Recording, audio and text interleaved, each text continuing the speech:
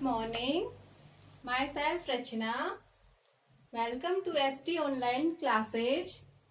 बेटा आज हम चैप्टर फर्स्ट इंटीजर्स की एक्सरसाइज फर्स्ट बी का 7th क्वेश्चन करेंगे। बेटा क्वेश्चन नंबर 3rd तक कर लिया था हमने। जो 4th क्वेश्चन है और 5th दोनों आपके एग्जाम्पल पे बेस्ड है। मैंने जो आपको एग्जाम्पल नंबर 5th करवाया था बिल्कुल एज इट इज है, आप लोग कर लेना।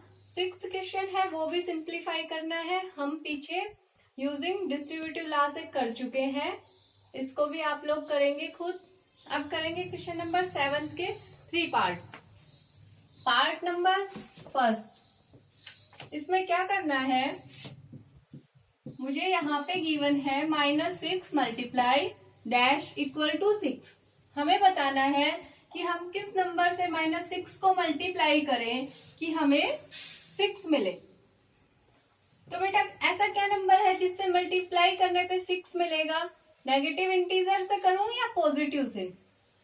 तो सबसे इम्पोर्टेंट क्या बात है यहाँ पे कि हम नेगेटिव इंटीजर से करेंगे, क्योंकि दोनों में नेगेटिव नेगेटिव होकर ही तो हमें पॉजिटिव वैल्यू मिलेगी ना। तो यहाँ पे क्या आएगा, -6 मल्टीप्लाई -1। इस नंबर को मैं -1 से मल्टीप्लाई करूं तभी तो मेरे पास 6 आएगा। हो गया ब्लैंक फिल। ओके, इसी तरह आप देखिए सेकंड पार्ट। सेकंड पार्ट पे क्या गिवन है, -18 को मल्टीप्लाई करना है किसी नंबर से और हमारे पास किसके इक्वल आना चाहिए, -18 के। तो बेटा मैं इसको 1 से मल्टीप्लाई कर दूं, मल्टीप्लीकेटिव आइडेंटिटी थी ना हमारे पास 1, अगर उससे मल्टीप्लाई करें तो ये नंबर एज इट इज आ जाएगा। -18 multiply 1 is equal to -18। Okay, अब देखिए इसी का पार्ट नंबर 5। इसमें क्या करना है, इसने दे रखा है -5 multiply 3 bracket close multiply -6 is equal to dash multiply 3 multiply -6। इसको करने के दो तरीके हैं। एक तो हम यहाँ पे x मान के और फिर x की वैल्यू फाइंड करें सोल्व करके, तो भी कर सकते हैं। दूसरा है, देखिए -5 मल्टीप्लाई 3 कितना होता है, -5 मल्टीप्लाई 3 15, और यहाँ पे कितना है -6। इसकी मल्टीप्लाई करेंगे -6 में, -5 मल्टीप्लाई 3 था तो -15 आएगा ना, और -6 को इसमें मल्टीप्लाई किया, माइनस माइनस प्लस हो गया, और 15 6 जा 90। ये वाला पार्ट है वो हमें 90 दे रहा है, और इस साइड जाएंगे हम तो -6 मल्टीप्लाई 3 कितना हो जाएगा, -18। अब मैं 18 से किस नंबर को मल्टीप्लाई करूं कि मेरे पास 90 आए? तो बेटा यहाँ पे माइनस है, यहाँ प्लस की वैल्यू थी, तो जो यहाँ पे वैल्यू आएगी वो नेगेटिव में होनी चाहिए। तो मैं यहाँ पे अगर -5 से मल्टीप्लाई कर दूं -18 में, तो ये कितना बन जाएगा 90। तो हमारे पास यहाँ क्या आना चाहिए, -5। एक बार दोबारा देखो, इस साइड जो टर्म गिवन थी उसको आपस में मल्टीप्लाई किया तो आया 90। अब जो राइट हैंड साइड में टर्म्स थी उनको मल्टीप्लाई किया, आया -18। यहाँ पे हमें बताना है कि क्या आएगा। तो मैं -18 को किस से मल्टीप्लाई करूं कि इसके इक्वल हो जाए? तो -5 से करेंगे मल्टीप्लाई, 90 हो गया, इधर भी 90 था, दोनों इक्वल आ गए पार्ट। तो यहाँ क्या आएगा, -5। ये था पार्ट नंबर 5। बेटा हमने क्वेश्चन नंबर 7 के पार्ट्स कर लिए, उससे नेक्स्ट है हमारे पास क्वेश्चन नंबर 8। बेटा जो 8th क्वेश्चन है वो आपके एग्जाम्पल नंबर 6 जैसा है बिल्कुल। आप लोग उसको करके देखेंगे, हो जाएगा। इसमें 3 बच्चों के मार्क्स पूछ रखे हैं, स्कोर पूछ रखा है, आप तीनों का अलग अलग निकाल देंगे। ओके, अब देखिए क्वेश्चन नंबर 9। इसमें क्या करना है, which of the following statements are true and which are false. कौन सी स्टेटमेंट ट्रू है, कौन सी स्टेटमेंट फॉल्स है, हमें बताना है। तो इसका फर्स्ट पार्ट क्या गिवन है, the product of positive and negative integer is negative. जो प्रोडक्ट होगा एक पॉजिटिव और एक नेगेटिव इंटीजर का, वो नेगेटिव होगा। तो बेटा ये हमने किया था पीछे, उसी पे बेस्ड है। देखिए एक एग्जांपल से, मेरे पास एक इंटीजर है पॉजिटिव 4 नेगेटिव 2। जब मैं 4 और -2 की मल्टीप्लीकेशन करूं तो क्या आएगा, माइनस का 8। और ये क्या है, एक नेगेटिव इंटीजर। इट मीन्स जो हमारे पास स्टेटमेंट फर्स्ट है वो क्या हो जाएगी, ट्रू। अब देखिए statement second, the product of 2 negative integer is a negative integer. 2 negative integer की प्रोडक्ट क्या नेगेटिव होगी, नहीं होगी बिल्कुल। कैसे, देखिए मेरे पास कोई भी 2 नेगेटिव इंटीजर है, इन दोनों का माइनस आपस में कैंसिल आउट हो जाएगा, इनका प्रोडक्ट क्या आएगा, 4 2 8। तो ये स्टेटमेंट हमारे पास बिल्कुल फॉल्स होगी। थर्ड में देखिए, the product of 3 negative integer is a negative integer. बेटा नेगेटिव इंटीजर्स के कितने नंबर है, 3, और 3 क्या होता है, ऑड नंबर, और जब ऑड होगा तो नेगेटिव आएगा। हमने किया था ना पीछे कि जब number of negative integer odd है तो हमारे पास नेगेटिव का ही साइन आएगा। तो ये वाली जो स्टेटमेंट है वो बिल्कुल ट्रू होगी। और इसको आप एक एग्जाम्पल से भी कर सकते हैं। मैंने कोई 3 इंटीजर लिए, -1 -2 -3। ये दोनों तो आपस में कैंसिल आउट हो जाएंगे, ये एक माइनस बच गया। इनकी मल्टीप्लीकेशन कितनी आएगी, 6। और ये क्या आया, एक नेगेटिव इंटीजर। तो जो स्टेटमेंट थर्ड है वो ट्रू होगी। अब देखिए फोर्थ में क्या गिवन है, every integer when multiplied with -1 gives it's multiplicative inverse. क्या हम किसी भी इंटीजर को -1 से मल्टीप्लाई करें तो वो हमें मल्टीप्लिकेटिव इनवर्स देगा, बिल्कुल नहीं देगा। क्योंकि हमारे पास मल्टीप्लिकेशन के केस में इनवर्स कैसे निकालते हैं, 2 मल्टीप्लाई 1/2, मतलब जो नंबर था उसका रेसिप्रोकल लेके, ना कि उसका नेगेटिव लेके। ओके, तो हमारे पास इसका क्या आया, 1। जो ये स्टेटमेंट फोर्थ है ये बिल्कुल फॉल्स है, क्योंकि हमारे पास -1 को मल्टीप्लाई करने से कोई मल्टीप्लिकेटिव इनवर्स नहीं मिलता। अब देखिए फिफ्थ पार्ट, फिफ्थ में क्या गिवन है, multiplication on integer is commutative. हमने पढ़ा था ना commutative law with respect to multiplication. क्या देखिए फिफ्थ स्टेटमेंट क्या है, multiplication on integer is commutative. तो आप लोगों को पता है कि मल्टीप्लिकेशन ऑन इंटीजर कॉम्यूटेटिव होता है। उसमें क्या था हमारे पास, a मल्टीप्लाई b इक्वल होता है b मल्टीप्लाई a के। हम दोनों का ऑर्डर चेंज करके मल्टीप्लाई करें तो भी वो वैल्यू इक्वल आती है। तो ये स्टेटमेंट हमारे पास ट्रू होगी। अब नेक्स्ट देखिए sixth, multiplication on integer is associative. जो मल्टीप्लिकेशन ऑन इंटीजर होता है वो एसोसिएटिव होता है, पढ़ा था हमने। उसमें क्या था, a multiply b multiply c equal होगा a multiply b multiply c। चाहे मैं इन दोनों का प्रोडक्ट एक साथ करके फिर इससे मल्टीप्लाई करूं, चाहे इन दोनों को एक साथ रख के इससे मल्टीप्लाई करूं, मेरे पास वैल्यू सेम आएगी। और ये associative with respect to multiplication satisfy होता था। तो ये स्टेटमेंट भी क्या हो जाएगी, ट्रू।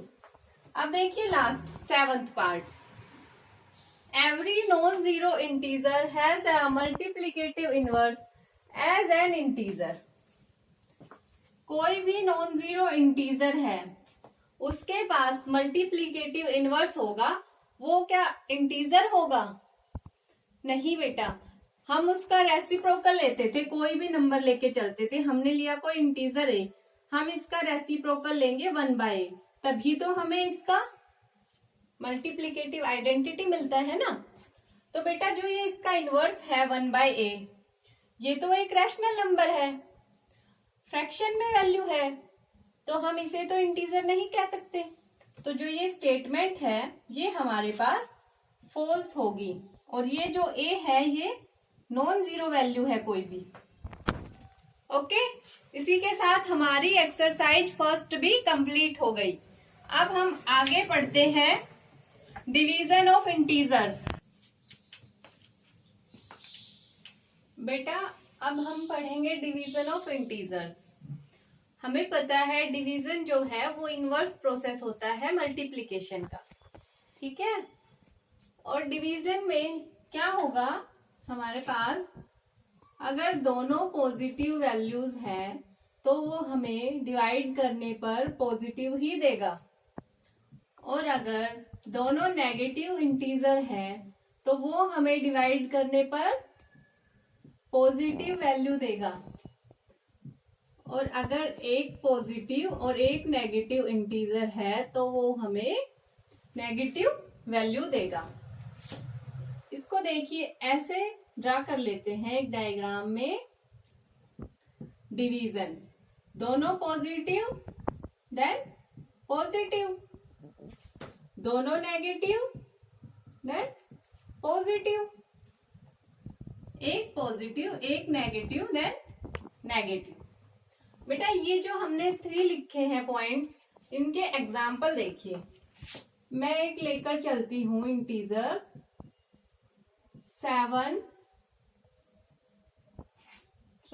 14 divide by 7। दोनों कैसे इंटीजर है, पॉजिटिव इंटीजर है। इनको डिवाइड करें 14 बाय 7, कितना आया 2, और ये 2 कैसा है, पॉजिटिव, तो दोनों पॉजिटिव से पॉजिटिव रिजल्ट आया। अब सेकंड, मेरे पास दोनों ही नेगेटिव इंटीजर्स हैं, -14 और -7। जब मैं डिवाइड करूं -14 को -7 से तो क्या आएगा, 2। दोनों ऊपर नीचे माइनस कैंसिल आउट हो जाएंगे। आंसर क्या आया, 2, जो कि एक पॉजिटिव इंटीजर है। थर्ड देखिए, 14 पॉजिटिव 7 नेगेटिव, एक पॉजिटिव इंटीजर है एक नेगेटिव इंटीजर है। अब जब 14 को -7 से डिवाइड करेंगे तो हमारे पास क्या आएगा, -2। एक पॉजिटिव और एक नेगेटिव में हमें नेगेटिव इंटीजर मिलता है हमेशा। तो ये थे इन पे बेस्ड एग्जाम्पल। तो बेटा आपको डिवीजन ऑफ इंटीजर समझ आया होगा। अब हम इससे नेक्स्ट करेंगे properties of division of integers. बेटा हमारे पास properties of division of integer में 5 प्रॉपर्टी है। फर्स्ट है क्लोजर प्रॉपर्टी, जो अब तक हमने एडिशन, सब्ट्रैक्शन, मल्टीप्लिकेशन सभी में पढ़ी थी। अब ये है डिवीजन में। इसमें क्या होगा, मैं एक इंटीजर को दूसरे इंटीजर से डिवाइड करूं तो मुझे जरूरी नहीं है कि वो वैल्यू इंटीजर ही मिले। तो जो प्रॉपर्टी है क्लोजर, वो डिवीजन के केस में सेटिस्फाई नहीं होती। देखिए कैसे, मैंने एग्जाम्पल के लिए लिया 8 डिवाइड 3। 8 भी इंटीजर है, 3 भी इंटीजर है। अब मैं 8 को जब 3 से डिवाइड कर रही हूं तो मेरे पास ये कोई इंटीजर नहीं बना, ये तो एक फ्रैक्शन वैल्यू आ गई। This is not integer. So, closure property not satisfied with respect to division. अब सेकेंड देखिए कॉम्यूटेटिव। बेटा कॉम्यूटेटिव प्रॉपर्टी में जब मैं a को डिवाइड करूं b से तो वो जरूरी नहीं है इक्वल आए b डिवाइड a के। तो जो डिवीजन के केस में कॉम्यूटेटिव प्रॉपर्टी भी सेटिस्फाई नहीं होती। देखिए कैसे, मैंने लिया 8 डिवाइड 2, ये नॉट इक्वल टू होगा 2 डिवाइड 8 के। कैसे, जब मैंने 8 को डिवाइड किया 2 से और 2 को डिवाइड किया 8 से तो यहाँ पे तो आया 4। से डिवाइड किया 2 को तो 1/4 आया, और 4 नॉट इक्वल टू होगा 1/4 के। तो बेटा हमारे पास commutative property we not satisfied होती है विद रिस्पेक्ट टू डिवीजन। अब देखिए third, associative property. Associative property में क्या होगा,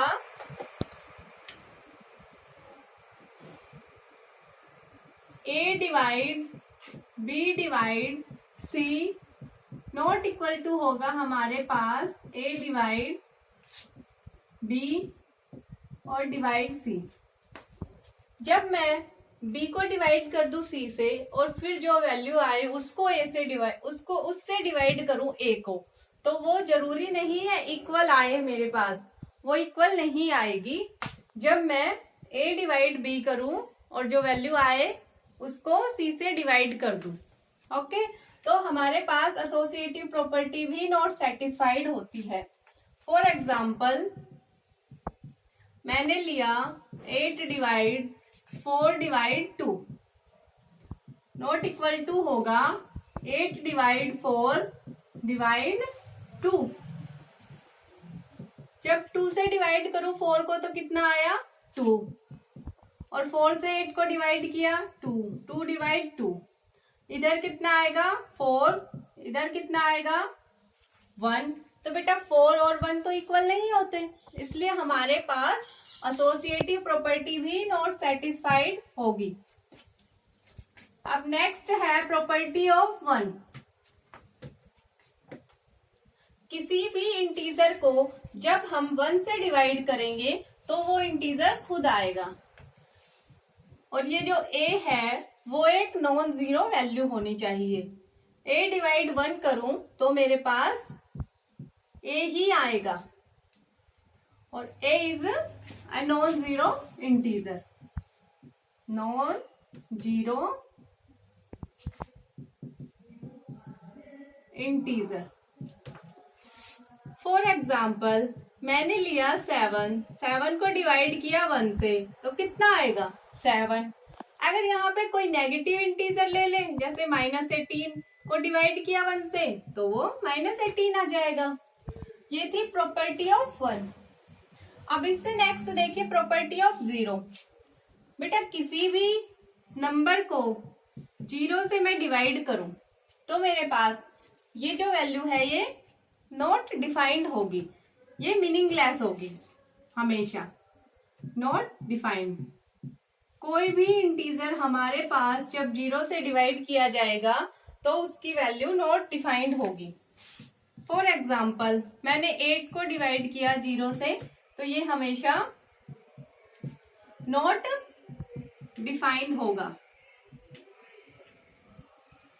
इसी तरह अब 0 को डिवाइड किया जाए किसी नंबर से तो हमारे पास 0 ही आएगा।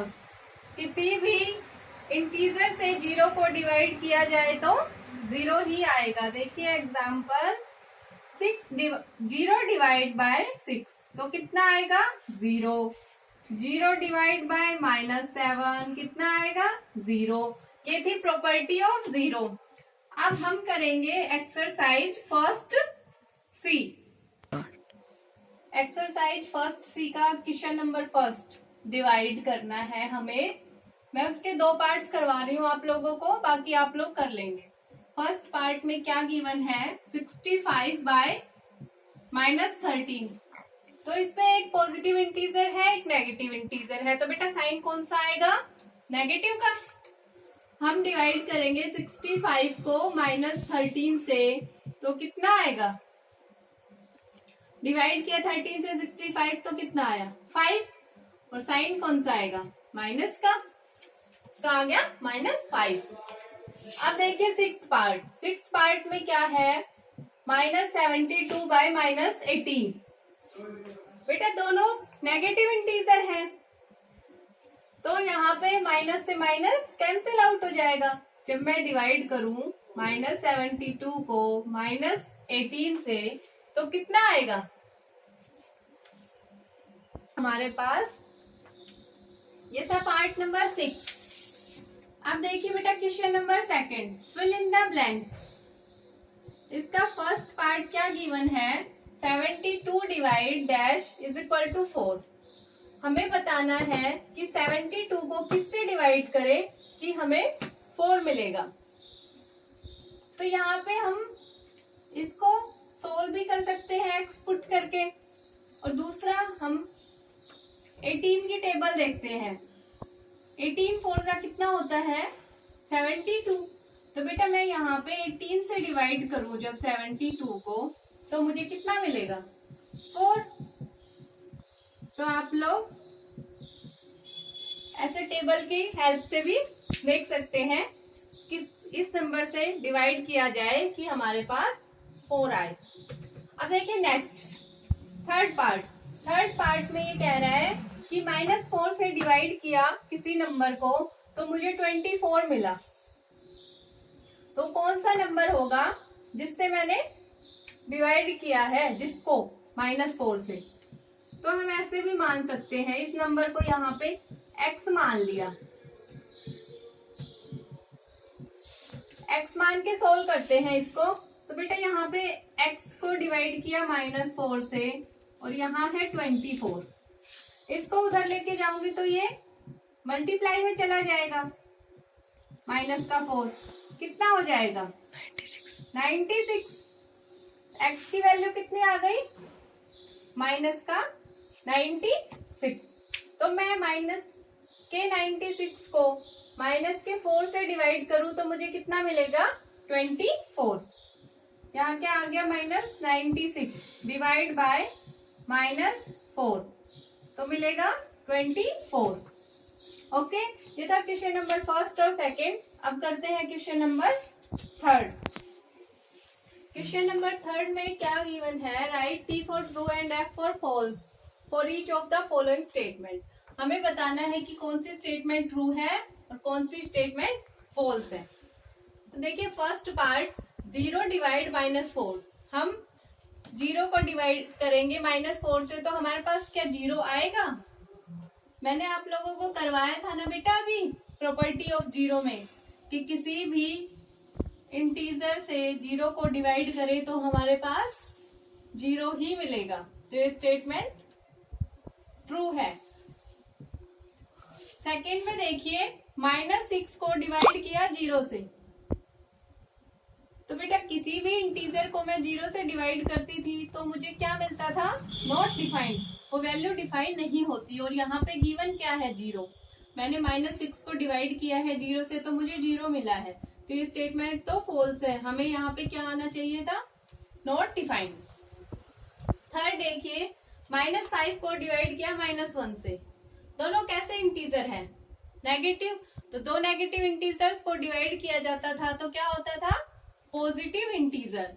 तो यहाँ पे क्या आना चाहिए था +5, और इन्होंने क्या दे रखा है -5, तो ये क्या होगी स्टेटमेंट फॉल्स। फोर्थ है -8 डिवाइड बाय 1, जब -8 को डिवाइड करते हैं 1 से तो हमें क्या मिलेगा -8, एक नेगेटिव इंटीजर एक पॉजिटिव इंटीजर, तो साइन कैसा आएगा नेगेटिव का, और 8 को डिवाइड किया 1 से तो 8, तो स्टेटमेंट ट्रू होगी। अब देखिए फिफ्थ पार्ट में क्या है -1 divide by -1, both are negative integers, so we have result positive integer, minus minus cancel out, but here -1, this is false। यहाँ पे आंसर क्या आना चाहिए था बेटा 1, और दे रखा है -1, इसलिए स्टेटमेंट फॉल्स हो जाएगी।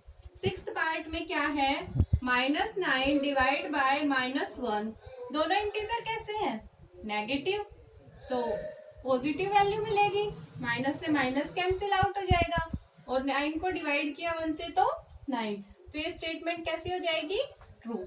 इसी के साथ एक्सरसाइज फर्स्ट सी कंप्लीट। अब करेंगे बेटा, अब हम करेंगे एक्सरसाइज फर्स्ट डी। तो इसमें जो क्वेश्चंस हैं आपके पास वो मोस्टली आप लोग पहले कर चुके, exercise first B, first A, first सी में, ठीक है। तो बेटा इसमें से मैं कुछ 2-3 क्वेश्चंस ही करवाऊंगी आप लोगों को जो थोड़े से डिफरेंट है। तो देखिए क्वेश्चन नंबर फर्स्ट सेकंड आप इजीली कर लेंगे, हमें इसको सोल्व करके ऑप्शन पे टिक लगाना है। फिर तो हम करेंगे क्वेश्चन नंबर थर्ड। क्या कह रहा है इसमें, by how much does 2 exceed -3। हमें बताना है कि 2 है वो कितना ज्यादा है -3 से। इसको करने के दो तरीके हैं। एक तो हम सीधा इसे नंबर लाइन पे ड्रा कर लें। यहाँ पे क्या आया 0, इधर 1, इधर 2, इधर -1, -2, -3, -4, -5, 3, 4, 5। अब देखिए 2 कहाँ पे है, यहाँ पे 2 है। अब 2 से हम कितने स्टेप जा रहे हैं जो हमें -3 मिल रहा है। 1, 2, 3, 4, 5। इट मीन्स जो 2 है वो -3 से 5 मोर है। तो हम सीधा भी लिख सकते हैं कि 5 मोर देन -3। 2 इज, ऐसे पूरा लिख सकते हैं आप लोग, 2 इज 5 मोर देन -3 या 5 एक्सिड देन -3। और दूसरा तरीका है, हम सिंपली इसको ऐसे लिखें 2 माइनस -3 इज इक्वल टू 2 + 3।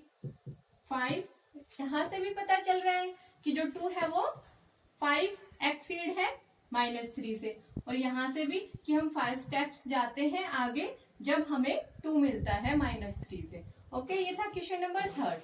अब देखिए क्वेश्चन नंबर 4। इसमें क्या करना है, what must be subtracted from -1 to get -6। मैं क्या सब्ट्रैक्ट करूं जो मुझे -1 में से जो मुझे -6 मिल जाए। तो बेटा जो हमें सब्ट्रैक्ट करना है हम उसे x मान लेते हैं। Let x be subtracted from -1 to get -6। मैंने उसको x मान लिया। x को सब्ट्रैक्ट किया जा रहा है -1 में से, तो हमें मिल रहा है -6। अब इसको उस साइड लेके जाऊं, सोल्व करूं। देखिए माइनस का x is equal to -6 + 1, -x is equal to -5, minus से minus cancel out, x is equal to 5। तो मैं क्या सब्ट्रैक्ट करूं -1 में से जो मुझे -6 मिले, 5 -1 -5 कितना आया -6। ये हमने चेक किया कि हमारा आंसर सही है या नहीं। तो -1 में से 5 सब्ट्रैक्ट करने पे हमें -6 मिल जाता है। ओके, ये था क्वेश्चन नंबर 4। अब आगे देखिए क्वेश्चन नंबर 14। बाकी सारे एज इट इज हैं, आप लोग इजीली कर लेंगे, मैं करवा चुकी इन्हें। क्वेश्चन नंबर 14 देखिए, विच of the following is a true statement. हमें बताना है कि इनमें से कौन सी स्टेटमेंट ट्रू होगी। तो बेटा सिंपल सी बात है, हम इनको नंबर लाइन पे ड्रा कर लेते हैं इंटीजर्स को। 0, -1, -2, -3, -4, -5, -6, -7, -8, -9, -10, -11 अप टू सो। इधर भी ड्रा करते हैं 1, 2, 3, 4, 5, 6, 7, 8 अप टू सो ऑन। हमें नेगेटिव इंटीजर्स देखने हैं, यहाँ पे गिवन है जो क्वेश्चन में। हमें चेक करना है कि क्या -11 ग्रेटर होता है -8 से। तो बेटा -8 कहाँ लाई करता है, ये रहा -8 और -11 यहाँ पे। तो ये -8 से पीछे है। इस तरफ हम नंबर लाइन में बढ़ते जाते हैं तो इंटीजर्स की वैल्यू भी बढ़ती जाती है। इट मीन्स हमारे पास जो -11 है वो -8 से ग्रेटर नहीं है। ये स्टेटमेंट तो गलत है। सेकंड है कि -11 लेस है -8 से। हाँ जी, क्लियरली दिख रहा है कि -11 -8 से लेस है। तो ये स्टेटमेंट हमारे पास करेक्ट हो जाएगी। इसका ऑप्शन नंबर बी करेक्ट होगा। इसी तरह आपको कोई और नंबर दे, कोई और इंटीजर दे चेक करने के लिए, तो आप नंबर लाइन पे ड्रा करके इजीली चेक कर सकते हैं। और बेटा जो नेगेटिव इंटीजर्स होते हैं ना, उसमें वैल्यू जितनी बड़ी होती है नेगेटिव के साथ, उतनी ही लेस हो जाती है। जैसे -1 बड़ा होता है -2 से, -2 बड़ा होता है -3 से, -3 -4 से, ऐसे ही चलता है सीक्वेंस से। ओके, इसी के साथ हमारा चैप्टर फर्स्ट इंटीजर्स कंप्लीट हो गया। अब हम नेक्स्ट चैप्टर फ्रैक्शंस करेंगे। Okay, thank you, have a nice day. आप लोग exercise first A, first B, first सी और फर्स्ट डी को पहले रफ नोटबुक में सोल्व करके देखेंगे अच्छे से, और फिर बिना करेक्शन किए अपनी फेयर नोटबुक में करेक्टली कर लेंगे। ओके।